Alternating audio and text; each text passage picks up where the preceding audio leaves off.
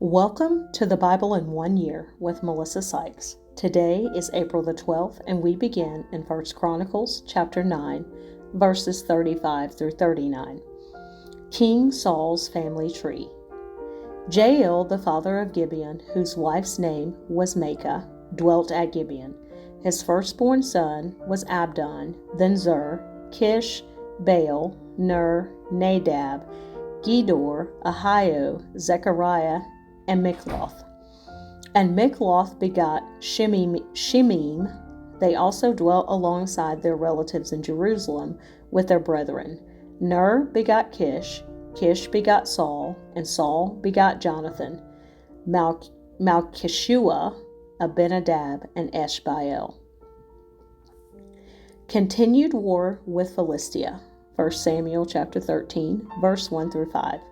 Saul reigned 1 year, and when he had reigned 2 years over Israel, Saul chose for himself 3,000 men of Israel. 2,000 were with Saul in Michmash and in the mountains of Bethel, and 1,000 were with Jonathan in Gibeah of Benjamin. The rest of the people he sent away, every man to his tent. And Jonathan attacked the garrison of the Philistines that was in Geba, and the Philistines heard of it. Then Saul blew the trumpet throughout all the land, saying, "Let the Hebrews hear." Now all Israel heard it said that Saul had attacked a garrison of the Philistines, and that Israel had also become an abomination to the Philistines. And the people were called together to Saul at Gilgal. Then the Philistines gathered together to fight with Israel 30,000 chariots and 6,000 horsemen, and people as the sand which is on the seashore in multitude. And they came up and encamped at Michmash to the east of Beth Aven. 1 Samuel chapter 13, verses 19 through 23. Now there was no blacksmith to be found throughout all the land of Israel, for the Philistines said, "Lest the Hebrews make swords or spears." But all the Israelites would go down to the Philistines to sharpen each man's plowshare, his mattock, his axe, and his sickle. And the charge for a sharpening was a pim for the plowshares, the mattocks, the forks, and the axes, and to set the points of the goads. So it came about on the day of battle that there was neither sword nor spear found in the hand of any of the people who were with Saul and Jonathan, but they were found with Saul and Jonathan his son. And the garrison of the Philistines went out to the pass of Michmash. 1 Samuel chapter 13, verse 6 through 7. When the men of Israel saw that they were in danger, for the people were distressed, then the people hid in caves, in thickets, in rocks, in holes, and in pits. And some of the Hebrews crossed over the Jordan to the land of Gad and Gilead. As for Saul, he was still in Gilgal, and all the people followed him trembling. Saul's disobedience and Samuel's rebuke. 1 Samuel chapter 13, verse 8 through 14. Then he waited 7 days according to the time set by Samuel. But Samuel did not come to Gilgal, and the people were scattered from him. So Saul said, "Bring a burnt offering and peace offerings here to me." And he offered the burnt offering. Now it happened as soon as he had finished presenting the burnt offering that Samuel came, and Saul went out to meet him that he might greet him. And Samuel said, "What have you done?" Saul said, "When I saw that the people were scattered from me, and that you did not come within the days appointed, and that the Philistines gathered together at Michmash, then I said, the Philistines will now come down on me at Gilgal, and I have not made supplication to the Lord. Therefore I felt compelled and offered a burnt offering." And Samuel said to Saul, "You have done foolishly. You have not kept the commandment of the Lord your God, which he commanded you. For now the Lord would have established your kingdom over Israel forever. But now your kingdom shall not continue. The Lord has sought for himself a man after his own heart, and the Lord has commanded him to be commander over his people, because you have not kept what the Lord commanded you." Israel's military disadvantage. 1 Samuel chapter 13, verses 15 through 18. Then Samuel arose and went up from Gilgal to Gibeah of Benjamin, and Saul numbered the people present with him, about 600 men. Saul, Jonathan his son, and the people present with them remained in Gibeah of Benjamin, but the Philistines encamped in Michmash. Then raiders came out of the camp of the Philistines in 3 companies. One company turned onto the road to Ophrah, to the land of Shaul. Another company turned to the road to Beth Horon, and another company turned to the road of the border that overlooks the valley of Zeboim toward the wilderness. Jonathan's daring plan. 1 Samuel chapter 14, verse 1 through 15. Now it happened one day that Jonathan the son of Saul said to the young man who bore his armor, "Come, let us go over to the Philistines' garrison that is on the other side." But he did not tell his father. And Saul was sitting in the outskirts of Gibeah under a pomegranate tree, which is in Migron. The people who were with him were about 600 men. Ahijah the son of Ahitub, Ichabod's brother, the son of Phinehas, the son of Eli, the Lord's priest in Shiloh, was wearing an ephod, but the people did not know that Jonathan had gone. Between the passes by which Jonathan sought to go over to the Philistines' garrison, there was a sharp rock on one side and a sharp rock on the other side, and the name of one was Bozez, and the name of the other Seneh. The front of one faced northward opposite Michmash, and the other southward opposite Gibeah. Then Jonathan said to the young man who bore his armor, "Come, let us go over to the garrison of these uncircumcised. It may be that the Lord will work for us, for nothing restrains the Lord from saving by many or by few." So his armor-bearer said to him, "Do all that is in your heart. Go then. Here I am with you, according to your heart." Then Jonathan said, "Very well, let us cross over to these men, and we will show ourselves to them.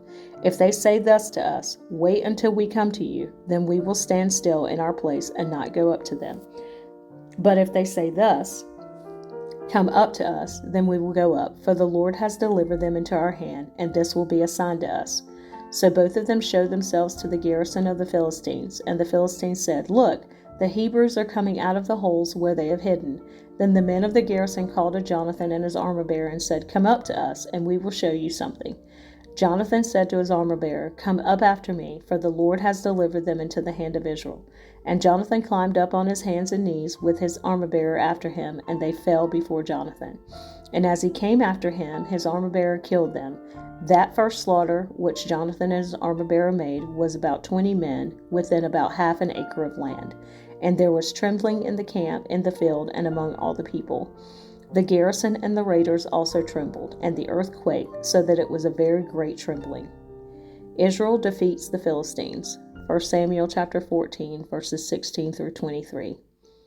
Now the watchmen of Saul and Gibeah of Benjamin looked, and there was the multitude melting away, and they went here and there. Then Saul said to the people who were with him, "Now call the roll and see who has gone from us." And when they had called the roll, surprisingly, Jonathan and his armor-bearer were not there. And Saul said to Ahijah, "Bring the ark of God here," for at that time the ark of God was with the children of Israel. Now it happened, while Saul talked to the priests, that the noise which was in the camp of the Philistines continued to increase. So Saul said to the priests, "Withdraw your hand." Then Saul and all the people who were with him assembled, and they went to the battle. And indeed every man's sword was against his neighbor, and there was very great confusion. Moreover, the Hebrews who were with the Philistines before that time, who went up with them into the camp from the surrounding country, they also joined the Israelites who were with Saul and Jonathan. Likewise all the men of Israel who had hidden in the mountains of Ephraim, when they heard that the Philistines fled, they also followed hard after them in the battle. So the Lord saved Israel that day, and the battle shifted to Beth-aven. Saul's foolish oath. 1 Samuel chapter 14, verses 24 through 46. And the men of Israel were distressed that day, for Saul had placed the people under oath, saying, "Cursed is the man who eats any food until evening, before I have taken vengeance on my enemies." So none of the people tasted food. Now all the people of the land came to a forest, and there was honey on the ground. And when the people had come into the woods, there was the honey dripping, but no one put his hand to his mouth, for the people feared the oath. But Jonathan had not heard his father charge the people with the oath. Therefore he stretched out the end of the rod that was in his hand, and dipped it in a honeycomb, and put his hand to his mouth, and his countenance brightened. Then one of the people said, "Your father strictly charged the people with an oath, saying, 'Cursed is the man who eats food this day.'" And the people were faint. But Jonathan said, "My father has troubled the land. Look now, how my countenance has brightened because I tasted a little of this honey. How much better if the people had eaten freely today of the spoil of their enemies, which they found. For now would there not have been a much greater slaughter among the Philistines?" Now they had driven back the Philistines that day from Michmash to Aijalon. So the people were very faint, and the people rushed on the spoil, and took sheep, oxen, and calves, and slaughtered them on the ground, and the people ate them with the blood. Then they told Saul, saying, "Look, the people are sinning against the Lord by eating with the blood." So he said, "You have dealt treacherously. Roll a large stone to me this day." Then Saul said, Disperse yourselves among the people, and say to them, Bring me here every man's ox and every man's sheep. Slaughter them here and eat, and do not sin against the Lord by eating with the blood. So every one of the people brought his ox with him that night and slaughtered it there. Then Saul built an altar to the Lord. This was the first altar that he built to the Lord. Now Saul said, Let us go down after the Philistines by night and plunder them until the morning light, and let us not leave a man of them. And they said, Do whatever seems good to you. Then the priest said, Let us draw near to God here. So Saul asked counsel of God, Shall I go down after the Philistines? Will you deliver them into the hand of Israel? But he did not answer him that day. And Saul said, Come over here, all you chiefs of the people, and know and see what this sin was today. For as the Lord lives, who saves Israel, though it be in Jonathan my son, he shall surely die. But not a man among all the people answered him. Then he said to all Israel, You be on one side, and my son Jonathan and I will be on the other side. And the people said to Saul, Do what seems good to you. Therefore Saul said to the Lord God of Israel, Give a perfect lot. So Saul and Jonathan were taken, but the people escaped. And Saul said, Cast lots between my son Jonathan and me. So Jonathan was taken. Then Saul said to Jonathan, Tell me what you have done. And Jonathan told him and said, I only tasted a little honey with the end of the rod that was in my hand, so now I must die.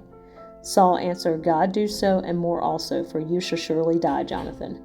But the people said to Saul, Shall Jonathan die, who has accomplished this great deliverance in Israel? Certainly not. As the Lord lives, not one hair of his head shall fall to the ground, for he has worked with God this day. So the people rescued Jonathan, and he did not die. Then Saul returned from pursuing the Philistines, and the Philistines went to their own place. Saul's military successes. 1 Samuel chapter 14, verses 47 through 52. So Saul established his sovereignty over Israel and fought against all his enemies on every side, against Moab, against the people of Ammon, against Edom, against the kings of Zobah, and against the Philistines. Wherever he turned, he harassed them, and he gathered an army and attacked the Amalekites and delivered Israel from the hands of those who plundered them. The sons of Saul were Jonathan, Jeshui, and Malchishua, and the names of his 2 daughters were these: the name of the firstborn, Merab, and the name of the younger, Michal. The name of Saul's wife was Ahinoam, the daughter of Ahimaaz, and the name of the commander of his army was Abner, the son of Ner, Saul's uncle. Kish was the father of Saul, and Ner, the father of Abner, was the son of Abiel. Now there was fierce war with the Philistines all the days of Saul, and when Saul saw any strong man or any valiant man, he took him for himself.